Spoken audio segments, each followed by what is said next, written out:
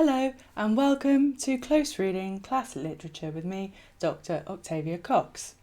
Today I'm going to be talking about Jane Austen's wonderful novel Pride and Prejudice. In particular, who tells Lady Catherine about the rumours going on in Meryton? Now, I've had requests to answer this question, and I think that many readers of the novel are unhappy with some of the proposed suggestions, discontented about the proposed answers to it. So today I'm going to unpick this little puzzle in a little bit more detail. The question has been phrased, who betrays Elizabeth Bennet? And this is the question that John Sutherland asks in his book of the same name. So, what's the answer? Who does tell Lady Catherine about a likely possible engagement between Mr Darcy and Elizabeth Bennet towards the end of the novel Pride and Prejudice? Sutherland squarely lays the blame, or betrayal, on Charlotte Lucas. He writes, "Over the years, Charlotte has had to put up with many slights from the Bennets. What we may assume is that an embittered Charlotte is determined to settle accounts with Elizabeth. She will poison Elizabeth's prospects with a pre-emptive strike. It is a stroke of well-conceived malice. It fails, but only just." Now, many have balked at this account, however, and do not find it satisfactory. Sutherland's Charlotte is embittered, poisonous, and malicious. But this does not tally at all for me, and I think probably for other readers too, with the character as we encounter her in the novel. So today I want to exonerate Charlotte, or at least unpick and examine and interrogate a little bit more her culpability. Other suspects have been identified as being the snitch, including Colonel Fitzwilliam, Georgiana Darcy, Caroline Bingley, and Mr Wickham, but I don't think that any of these are likely. Colonel Fitzwilliam and Georgiana Darcy, they are relatives obviously of Mr Darcy and Lady Catherine de Bourgh, but they have no motive. Although they may perhaps have let something slip accidentally, of course, but nothing about this is remotely hinted at within the novel itself. Now, Caroline Bingley has the motive, and readers are told in relation to her that angry people are not always wise in chapter 45, which is very good advice, by the way. But Caroline Bingley and Lady Catherine are not known to each other as far as we know. We are told earlier in the novel of Caroline that jealousy had not yet made her desperate. Now, it may be that perhaps later she becomes desperate, so desperate that she takes matters into her own hands and writes to Lady Catherine introducing herself and warning her of Darcy's interest in Lizzie, of which she, Caroline, is very well aware and is very annoyed about. But again, there's just no evidence in the text to support this idea. Mr Wickham might take pleasure in revenging himself on Mr Darcy by breaking up the prospect of a future marriage. But it is in fact, now that Mr Wickham is married to Elizabeth's sister, now that he is married to Lydia, it is in Mr Wickham's interest for Mr Darcy to marry his wife's sister. Mr Darcy being married to his wife's sister would give Mr Wickham greater leverage over Mr Darcy indefinitely, because Mr Darcy would be a closer relation to him, and so he could extort money out of him more easily, because he would know that Mr Darcy would want to protect the reputation of his wife and Lydia. And indeed, that is what happens. In the final chapter we are told, though Darcy could never receive him, Mr Wickham, at Pemberley, yet for Elizabeth's sake he assisted him further in his profession. Lydia was occasionally a visitor there. So it's in Mr Wickham's interest not to break up a match between Mr Darcy and Elizabeth. So I cannot see the culprit being Mr Wickham either. In fact, the text itself is very clear. The line of gossip passes from the Lucases to the Collinses.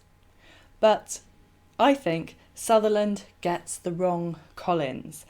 I lay the blame, or betrayal, to use Sutherland's words, at the feet of Mr Collins. So today, first, I'm going to go chronologically through the text to show why I think that Mr Collins is the answer to the question and outline why I think Mr Collins is the culprit. And then I'm going to consider Charlotte's role in events and defend her to some extent against Sutherland's charges that she wants to poison Elizabeth's prospects of marrying Mr Darcy. So to get on to the analysis then, I'm going to start by going through the text chronologically of the relevant section. So the first that anyone hears about this is when Lady Catherine visits Longbourn, and when they're inside and they're sort of having their polite introductory chit-chat, she is asked by Mrs Bennet, "May I take the liberty of asking your ladyship whether you left Mr and Mrs Collins well?" To which Lady Catherine responds, "Yes, very well. I saw them the night before last." That is 2 nights ago. When she and Lizzie then move into the garden and they have their standoff in Longbourn's little wilderness, Lady Catherine declares, "A report of a most alarming nature reached me 2 days ago." The implication from this is that she received the alarming report from the Collinses 2 days ago. And Lizzie, when she is pondering this surprise visit from Lady Catherine de Bourgh later, perhaps subliminally picks up on this as she decides that the source of the report must have been via the Lucases and the Collinses too. This is Lizzie's kind of reflections on events that have just happened. Lady Catherine, it appeared, had actually taken the trouble of this journey from Rosings for the sole purpose of breaking off her supposed engagement with Mr Darcy. It was a rational scheme, to be sure, but from what the report of their engagement could originate, Elizabeth was at a loss to imagine, and we have to remember that at this point in the novel, Darcy and Lizzie are not engaged, and they're not necessarily, at this point, close to being engaged either. Bingley has come back to Netherfield. Bingley and Jane have been getting to know each other again, and Lizzie has seen Darcy twice, and both times she's not been able to make head nor tail of his behaviour, and in fact has noticed that Darcy is watching Jane and Bingley much more than he's paying any attention to her. So they are not anywhere near at this point being engaged, which is why it's odd that Lady Catherine turns up with this report that they are on the verge of becoming engaged. If you're interested in unpicking that little puzzle a little bit more, then I can do a video on that. So do leave your comments below if you'd like to have a video explaining what's actually in the rumour a little bit more. But today I'm just going to be talking about who I think spreads the rumour. So, from what the report of their engagement could originate, Elizabeth was at a loss to imagine, till she recollected that his being the intimate friend of Bingley and her being the sister of Jane was enough at a time when the expectation of one wedding made everybody eager for another to supply the idea. She had not herself forgotten to feel the marriage of her sister must bring them more frequently together, and her neighbours at Lucas Lodge, the Lucases, therefore, for through their communication with the Collinses, the report she concluded had reached Lady Catherine, had only set that down as almost certain and immediate, which she had looked forward to as possible at some future time. So for Lizzie, the chain of gossip is quite clear. Her neighbours at Lucas Lodge, for through their communication with the Collinses, the report she concluded had reached Lady Catherine. The next morning, after Lady Catherine's surprise visit, Mr Bennet receives a letter from Mr Collins. We're now in chapter 57. So Mr Bennet calls in Lizzie and he says, "This letter is from Mr Collins." And Lizzie said, "From Mr Collins? What can he have to say?" Mr Bennet says, "Something very much to the purpose, of course. He begins with congratulations on the approaching nuptials of my eldest daughter, of which it seems he has been told by some of the good-natured, gossiping Lucases. I shall not sport with your impatience by reading what he says on that point. What relates to yourself is as follows. having thus offered you the sincere congratulations of Mrs. Collins and myself on this happy event, let me now add a short hint on the subject of another, of which we have been advertised by the same authority, i.e. good-natured, gossiping Lucases. Your daughter Elizabeth, it is presumed, will not long bear the name of Bennet after her elder sister has resigned it. So Lizzie's surname is soon going to change to Darcy. So who spreads the report to Lady Catherine? Well, in this same letter to Mr Bennet, Mr Collins admits triumphantly that it was he who told Lady Catherine. After mentioning the likelihood of this marriage to her ladyship last night, she immediately, with her usual condescension, expressed what she felt on the occasion. John Sutherland argues, as we follow the line of clues, Lady Lucas has written to her daughter Charlotte, now Mrs Collins, and she has passed the news of Jane and Bingley's engagement on to her husband and his patroness over dinner at Rosings. So Sutherland assumes that only Lady Lucas writes only to Charlotte, who then blabs. But might not Sir William Lucas and Mr Collins, for example, keep up a correspondence? We know, after all, that Mr Collins is an active correspondent. We can tell that from his frequent letters to Mr Bennet.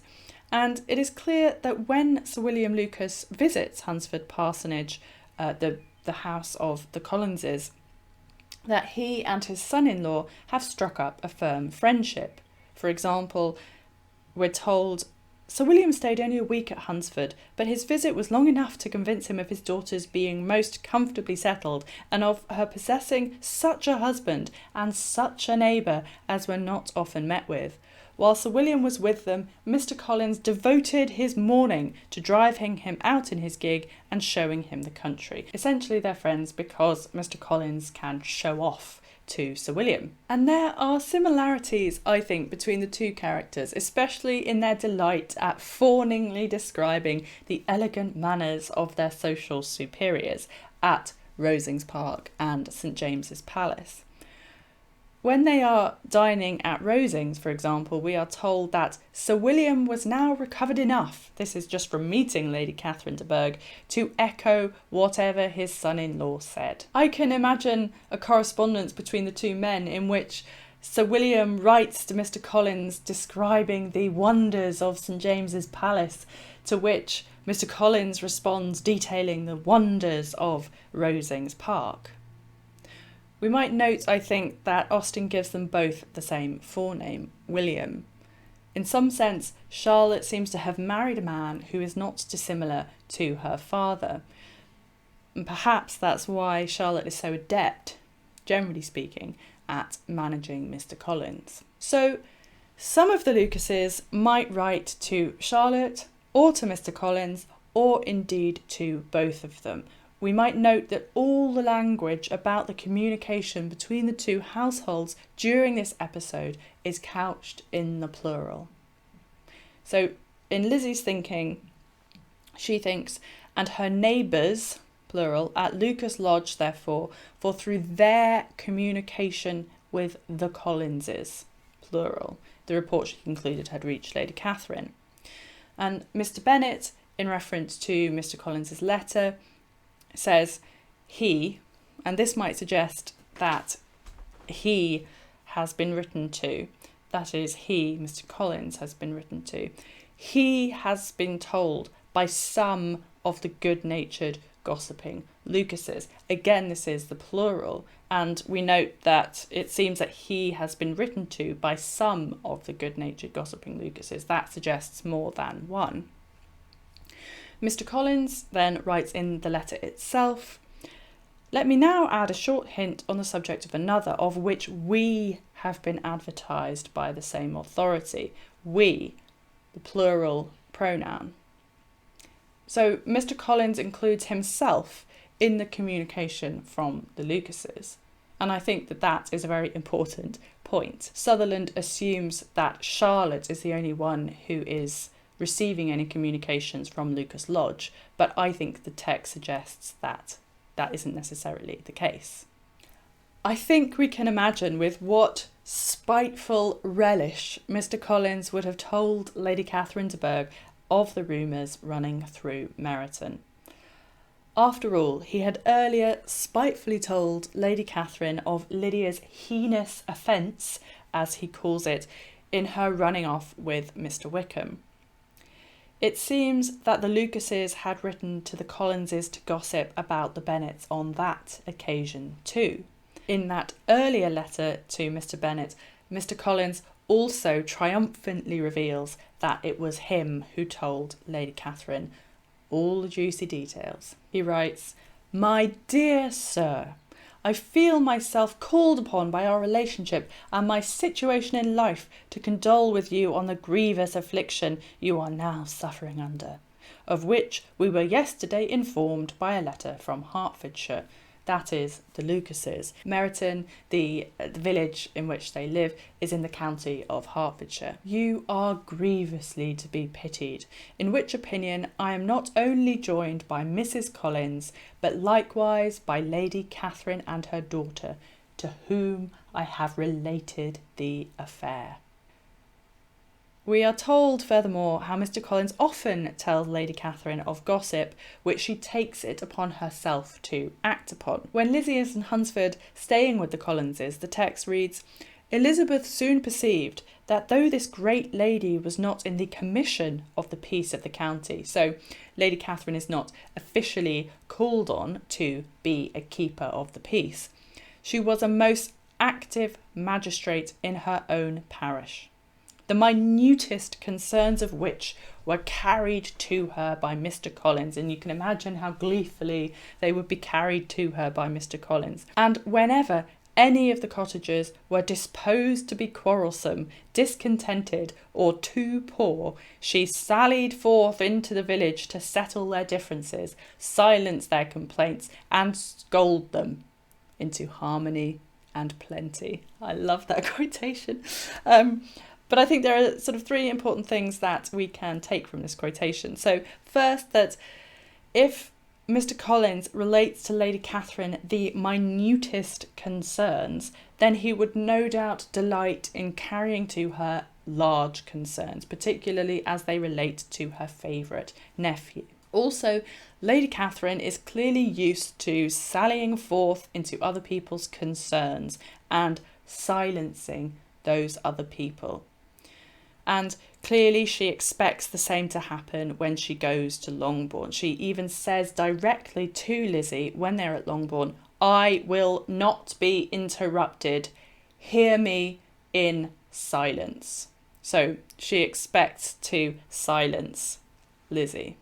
But Lady Catherine miscalculates. She imagines that she can treat Lizzie as she does everyone else and expect the same results. That is, she imagines that she can bulldoze Lizzie into acquiescence and submission. I now want to think about Charlotte. John Sutherland's depiction of an embittered Charlotte joyfully thwarting Lizzie's prospects does not fit with what we know of her character, and I think this is why people have looked for an alternative answer to the conundrum, who betrayed Elizabeth Bennet?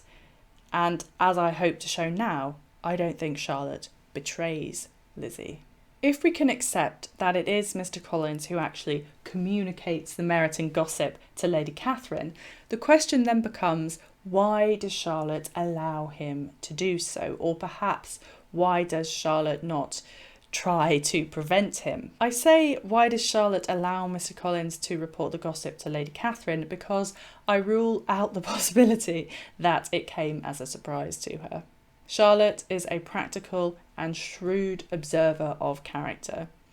We know that Charlotte, for example, manages Mr Collins with dexterous expertise much of the time. So when Lizzie is staying with the Collinses at Hunsford Parsonage, for instance, readers hear of Charlotte's management skills. Elizabeth, in the solitude of her chamber, had to meditate upon Charlotte's degree of contentment, to understand her address in guiding and composure in bearing with her husband, and to acknowledge that it was all done very well. And I think we can apply Charlotte's composure in bearing with her husband and doing it very well to this episode too. I think it unlikely that Charlotte could imagine that Mr Collins would not tell Lady Catherine about it if he had heard even the merest whiff of gossip concerning her nephew. Surely Charlotte knows well enough exactly what Lizzie also perceived when she was at Hunsford, which is that it was Mr Collins's practice to report virtually all gossip in the parish to Lady Catherine, who then presumed that it was her business to get herself involved in it, which is what I quoted earlier. Given that Lady Catherine considers it her business to sally forth and interfere in the minutest, you might say private, concerns of local villagers, one can imagine that she would very much consider it her business to involve herself in Mr Darcy's affairs. Indeed, she says explicitly to Lizzie during their conversation at Longbourn, "I am almost the nearest relation he has in the world, and am entitled to know all his dearest concerns." She sees herself as entitled to get involved in Mr Darcy's business. And no doubt Mr Collins also would think that Lady Catherine was entitled to get herself involved in Mr Darcy's affairs. We know that when it comes to Mr Collins and pleasing Lady Catherine, even Charlotte and her dexterous management of him cannot stop Mr Collins. So just after the first proposal scene, when Lizzie doesn't want to go to dinner at Rosings because she doesn't want to see Mr Darcy, the text reads, "Mrs Collins, seeing that she was really unwell," so Lizzie does actually have a headache at this point, "did not press her to go, and as much as possible prevented her husband from pressing her. But Mr Collins could not conceal his apprehension of Lady Catherine's being rather displeased by her staying at home." Charlotte tries to manage Mr Collins's response as much as possible, but Mr Collins can't bear the idea of upsetting Lady Catherine. If one or more of the Lucases had indeed written to Mr Collins with the information from Meryton, what can Charlotte reasonably do to stop Mr Collins passing it on? Nothing, I would suggest. So from this point, when Mr Collins learns that there is some rumour about Mr Darcy and Elizabeth Bennet, Charlotte might make two calculations. The first is that it might be in her and her husband's interest, once they know about the rumours, to fill Lady Catherine in on them. We know that Mr Collins is hoping for further preferment, that is, promotion in terms of the living that he is assigned within the church, as indeed Charlotte seems to be too. So when Lizzie is staying with them, she observes, "Very few days passed in which Mr Collins did not walk to Rosings, and not many in which his wife, Charlotte, did not think it necessary to go likewise." Until Elizabeth recollected that there might be other family livings to be disposed of, she could not understand the sacrifice of so many hours. Charlotte, and indeed Mr Collins, might imagine that Lady Catherine would reward him with another living if he alerted Lady Catherine to the Meryton rumours. Now, I realise that this doesn't particularly exonerate Charlotte, but what if Charlotte also wonders, so what if Lady Catherine knows? In this sense, Charlotte might calculate that she has everything to gain and nothing to lose by Lady Catherine finding out about these rumours from Meryton. So, let me explain. The second calculation that Charlotte might make concerns the effects of Mr Collins telling Lady Catherine about the rumours, and here I think is where Sutherland's account gets it wrong. Sutherland's account implies that Charlotte's aim is to break up any future engagement between her friend Lizzie and Mr Darcy. But what if Charlotte has an alternative scheme in mind? And we remember that throughout the text, Charlotte is seen as a schemer. And if you want to know any more about Charlotte's schemes, then you might find illuminating an article by St John Damstra, The Case Against Charlotte Lucas. Charlotte had earlier been seen to scheme in arranging her own marriage to Mr Collins. She aimed to transfer Mr Collins's addresses away from Lizzie by engaging them towards herself. Such, we are told, was Miss Lucas's scheme. And in the section I quoted earlier, Lizzie had thought that Lady Catherine, it appeared, had actually taken the trouble of this journey from Rosings for the sole purpose of breaking off her supposed engagement with Mr Darcy. It was a rational scheme, to be sure, and I think the word scheme here is worth paying attention to. What if Charlotte's rational scheme, paradoxically and ironically, is to be aware that Lady Catherine actually taking the trouble of going to Longbourn for the sole purpose of attempting to bully Lizzie into breaking off her supposed engagement with Mr Darcy is the last thing that is actually going to make Lizzie break off an engagement with Mr Darcy. So to unpick Charlotte's scheme then in a little more detail, Charlotte has been aware from much earlier in the novel that there is a connection between Mr Darcy and Lizzie. When, for instance, Mr Darcy and Colonel Fitzwilliam come to visit Hunsford Parsonage the morning after they arrive for their stay with their aunt at Rosings, Charlotte observes, and this is not when Mr Collins is within hearing, "I may thank you, Eliza, for this piece of civility. Mr Darcy would never have come so soon to wait upon me." And later, when Mr Darcy pops by the parsonage for a casual visit, Charlotte says, "My dear Eliza, he must be in love with you, or he would never have called on us in this familiar way." But when Elizabeth told of his silence, it did not seem very likely, even to Charlotte's wishes. Charlotte wishes, then, for Mr Darcy to be in love with Elizabeth. And why does Charlotte wish this? Well, let us consider Charlotte's thinking about the potential match between her friend and Mr Darcy. So this is from chapter 32, and the narrative voice through free indirect discourse enters into Charlotte's thinking. Why Mr Darcy came so often to the parsonage, it was more difficult to understand than why Colonel Fitzwilliam comes to visit at the parsonage. Mrs Collins knew not what to make of him. As she would have liked to have believed this changed the effect of love, and the object of that love her friend Eliza, she set herself seriously to work to find it out. She watched him whenever they were at Rosings, and whenever he came to Hunsford, but without much success. He certainly looked at her friend a good deal, but the expression of that look was disputable. It was an earnest, steadfast gaze, but she often doubted whether there was much admiration in it, and sometimes it seemed nothing but absence of mind. She had once or twice suggested to Elizabeth the possibility of his being partial to her, but Elizabeth always laughed at the idea, and Mrs Collins did not think it right to press the subject from the danger of raising expectations which might only end in disappointment.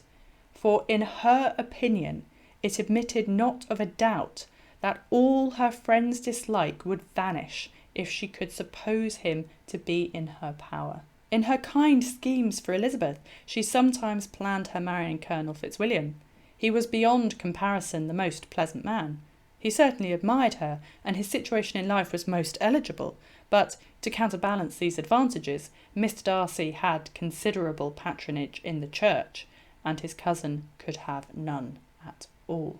Charlotte has noticed the possibility of Mr Darcy being partial to Lizzie, and even that he might be in love with her friend. Charlotte has also deduced that Lizzie's view of Mr Darcy might easily change.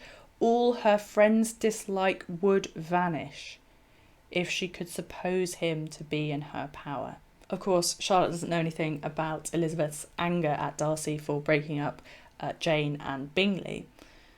But Charlotte was present at the first meeting of Mr Darcy and Lizzie at the Meryton assembly, where Mr Darcy had said, "She is tolerable but not handsome enough to tempt me to dance with," which Lizzie had overheard, and we are told Elizabeth remained with no very cordial feelings towards him. She told the story, however, with great spirit among her friends, for she had a lively, playful disposition which delighted in anything ridiculous. So Charlotte is present when the relationship is established between Darcy and Lizzie, which involves this kind of antagonism in which Charlotte has probably perceived that Elizabeth's main dislike of Darcy, or at least initial foundational dislike of Darcy, comes from the fact that Darcy slighted Elizabeth. And that seems to be what Charlotte is referring to here in her thinking, when Charlotte imagines that all her friends' dislike would vanish if she, Lizzie, could suppose him, Darcy, to be in her power. And crucially, I think, in this section,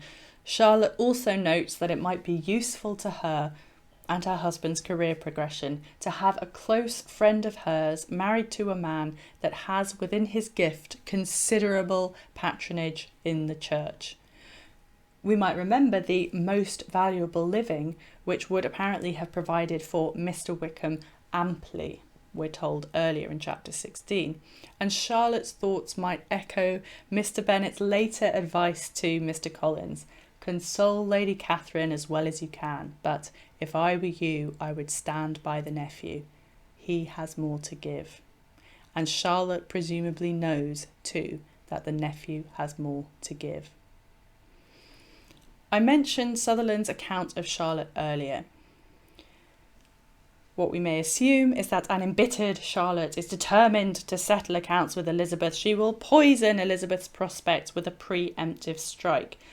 But what this assumes is that Charlotte imagines that Lady Catherine sticking her oar in would actually stop any relationship that was developing between Lizzie and Darcy, and that she wants Lady Catherine to stop any relationship developing between Lizzie and Darcy. Lady Catherine clearly assumes that she can prevent a marriage if she wants to, simply because she doesn't want them to get married. She is very used to badgering and overpowering other people into submission, particularly those who are in a position of inferiority, social inferiority or economic inferiority, etc., to her. And Mr Collins also, I think, assumes that Lady Catherine will get her way, but it does not follow that Charlotte thinks this too. Charlotte is perhaps shrewd enough to perceive that prompting Lady Catherine to interfere in the affairs of Lizzie and Darcy might be the very catalyst they need to unite them, as indeed is revealed to be what happens. It is a great irony, of course, within the text that it is Lady Catherine's visit to Longbourn that encourages and galvanises Mr Darcy into proposing to Lizzie. As Mr Darcy later says, "It taught me to hope," said he, "as I had scarcely ever allowed myself to hope before.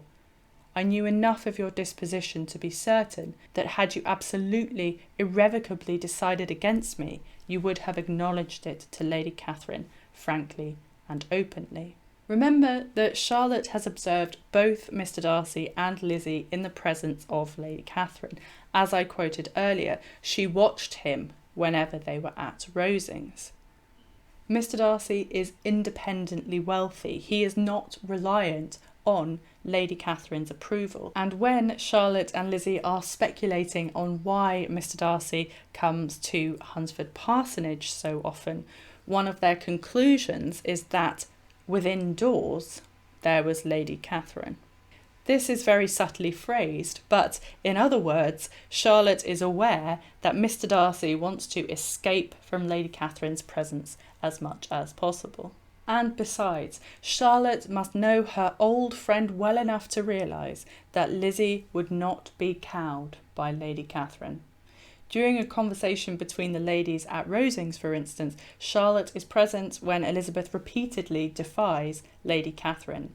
The text reads, "Lady Catherine seemed quite astonished at not receiving a direct answer, and Elizabeth suspected herself to be the first creature who had ever dared to trifle with so much dignified impertinence." So Charlotte has seen that Lizzie dares to trifle with Lady Catherine.